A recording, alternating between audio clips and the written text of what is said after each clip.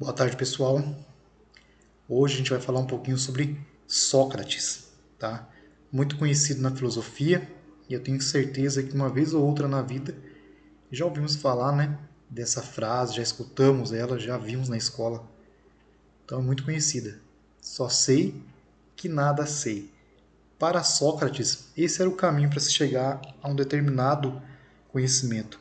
Era você abandonar aquelas crenças de que já sabia, né, de alguma coisa, de algum assunto, sendo que na verdade não dominamos esse saber, tá? Então, o primeiro passo para o aprendizado é você reconhecer suas falhas e reconhecer que não sabe. Realmente precisamos aprender coisas novas, tá bom? Ele supõe saber alguma coisa e não sabe, enquanto eu, se não sei, tampouco suponho saber. Parece que sou um pouco mais sábio que ele, exatamente por não supor que saiba o que não sei. Eu costumo falar, acho que já até falei para vocês, que em filosofia vale mais perguntas do que respostas vagas, respostas sem fundamentos, né? Então, para Sócrates, o pensamento dele era justamente esse. O que vale mais? Respostas infundadas ou reconhecimento de que não sei, né? Então a gente não sabe. E são essas perguntas, são essas questões que movem a humanidade, movem o ser humano, seu pensamento, suas reflexões, tá? Então Sócrates ele não fundou uma escola como diversos outros filósofos. Ele era um pregador que ensinava em locais públicos e não escreveu nada de seus pensamentos. Principalmente lá na Ágora, na área central de Atenas, era ali que se concentrava a vida pública, né? E era ali que Sócrates discutia, transmitia seus conhecimentos para os seus discípulos. Então, o que a gente sabe muito dele é principalmente através de Platão, que foi muitas vezes porta-voz das suas ideias. Então, é difícil a gente separar os pensamentos dos dois. E hoje a gente vai analisar pouquinho só dessa vida de Sócrates, seus principais ensinamentos, suas discussões. Tá bom? Era um filósofo grego, nasceu em Atenas no ano de 470. A gente está falando desse Sócrates aqui, não do jogador famoso, tá? Então era de família modesta, seu pai era um artesão, um escultor, sua mãe era parteira, e é justamente do ofício da sua mãe é que ele vai elaborar, por exemplo, a teoria de maêutica, né?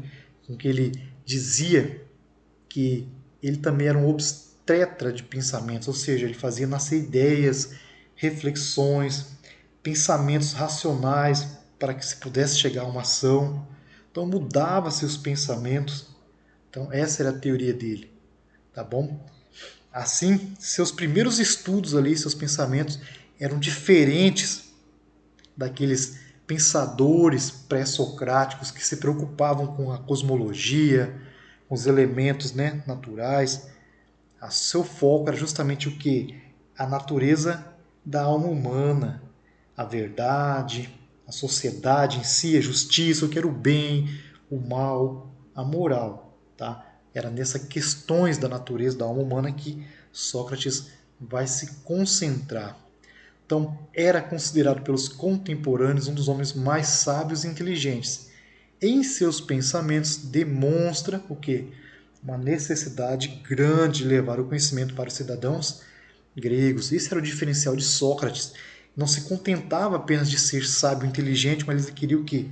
Que a sociedade também chegasse a esse patamar racional, que abandonasse certas práticas que já eram antiquadas, né, e se levasse a outro nível racional.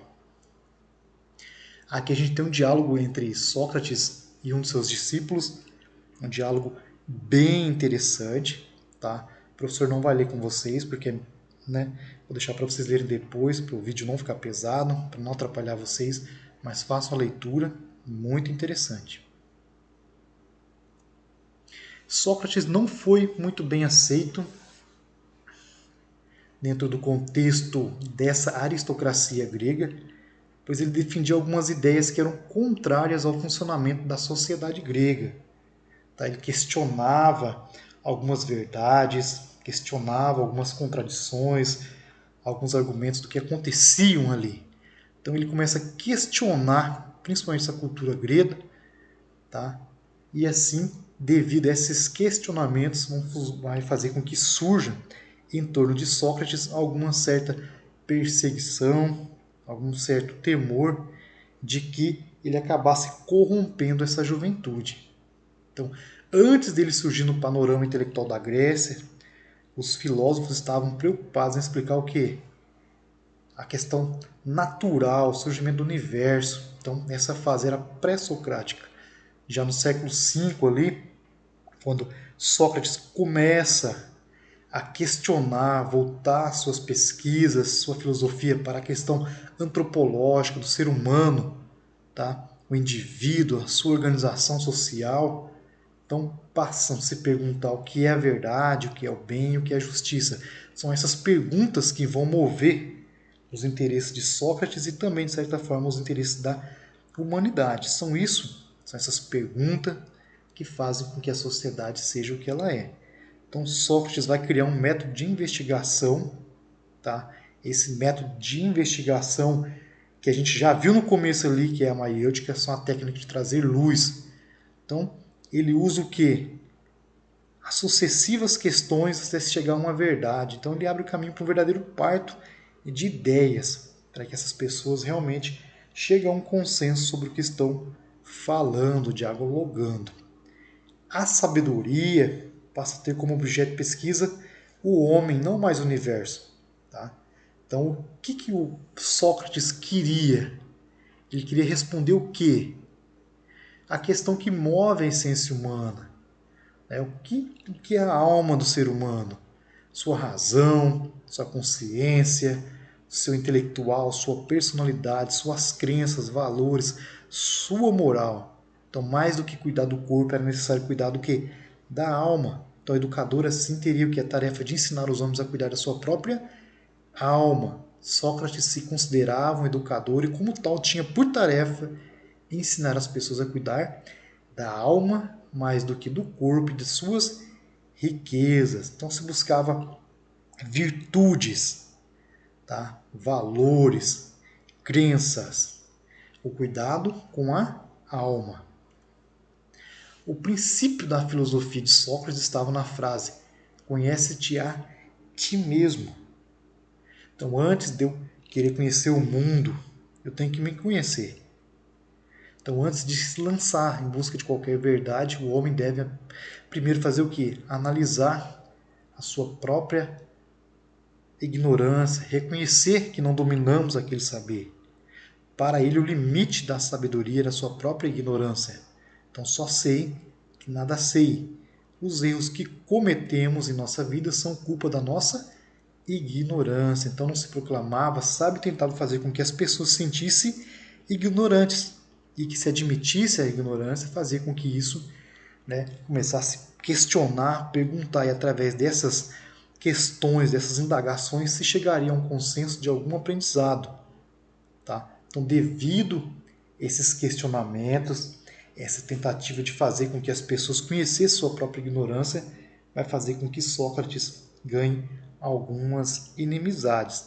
Inimizades essas que a gente vai ver que lá no final da vida dele, ele vai sofrer acusações e vai acabar sendo condenado justamente por as suas crenças. A virtude, o que é a virtude, pessoal? Para os gregos, a virtude era o quê? A qualidade essencial que faz do ser o que ele é. Assim é virtuoso o homem que tenta ser bom e perfeito utilizando a razão, né? O conhecimento para se atingir um objetivo, porque essas qualidades são próprias do homem.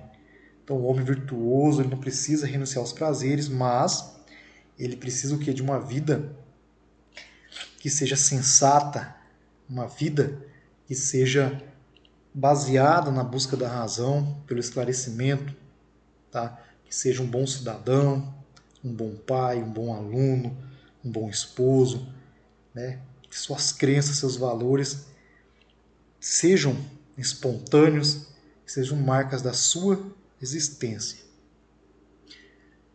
Você sabe onde se vende peixe? Sim, no mercado.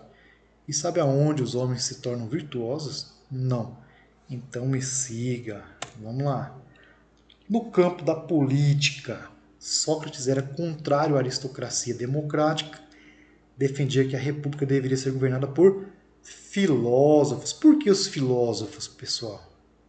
Porque os filósofos têm a capacidade de entender os mais profundos conhecimentos, só numa questão política, mas na questão social, emocional, na desigualdade, tá bom? Na paixão, na ilusão, no contexto social, na alienação. Então, o filósofo ele consegue, né? O filósofo ele consegue adquirir em si esse conhecimento e possivelmente, na visão de Sócrates, seria bem mais apto para a política e para o governo. Na religião, ele não era ateu, mas afirmava que acreditava em uma divindade particular, que era filha dos deuses tradicionais, que ele chamava de daimonion. Tá? O que era essa daimon? Era uma inteligência artificial, era aquela que mediava as relações entre o homem e o divino. Então, para ele, o culto religioso faz parte de todo cidadão. Tá? Esses deuses são a expressão do princípio divino, e esse princípio divino é que faz com que esse homem procure algumas virtudes. Então, a religião para Sócrates é a sua filosofia. Seu Deus é a inteligência que pode conhecer todas as coisas, que pode também ordenar essas coisas. Então, como a gente viu, pessoal, em função de suas ideias inovadoras para a sociedade, isso vai atrair muitos jovens, tá? Então, ele tinha ótimas qualidades de orador, era inteligente, então isso vai colaborar com a sua popularidade. Então, como a gente viu, vão surgir algumas inimizades, tá? Ele vai acabar sendo acusado de ser um agitador, tá? Assim, ele acaba sendo preso. E a gente vai ter lá Meleto, um poeta, Anitos, que era um orador. Ele acusa, tá, Sócrates, principalmente de não reconhecer os deuses do Estado, de introduzir novas divindades e principalmente corromper a juventude. Então foi uma grave acusação. Mesmo lá preso, Sócrates, né, ele não vai de forma alguma apelar por misericórdia, porque ele achava que se ele apelasse por misericórdia, isso seria uma aceitação do que ele estava sendo acusado, e ele não concordava com isso. Tá? Ele ficou firme em seus argumentos, tá? E mesmo quando teve a possibilidade de uma multa ou um exílio político, ele vai preferir o quê? A própria morte. Porque se ele propôs então uma multa, um exílio político, né, ou apelasse por misericórdia, ele estaria o que? Aceitando essa culpa, e isso ele não, de forma alguma, ele não aceitaria e acabou morrendo com suas convicções. Assim, lá no ano de 399, ele, como punição, ele recebe um cálice de com cicuta nesse veneno aqui, minutos depois ele acaba morrendo, falecendo. Tá? Faleceu, mas deixou uma grande obra para a gente estudar. Tá? Pensamentos excelentes, coisas que a gente pode não somente aprender na escola, mas levar para a vida. Né? Pensar antes de falar, tá? Procurar reflexões, uma mudança de pensamento, procurar o que é justiça, verdade, ser uma pessoa virtuosa, propor o bem, ter crenças, moral. Então, tudo isso são aprendizado que a gente não é só uma matéria disciplinar da escola, mas é uma matéria para a vida, tá bom? Então, no demais, se cuidem, dê uma olhada com calma novamente nesse diálogo que o professor falou para vocês. É muito interessante, tá? Isso aqui a gente acaba vendo no nosso dia a dia. Tá? Então faça a leitura de novo disso aqui, vai estar separado para vocês, é muito importante, eu tenho certeza que vai contribuir muito para o aprendizado, não somente escolar, mas para a vida de vocês, tá bom? Então fique com Deus e até uma próxima. Tchau!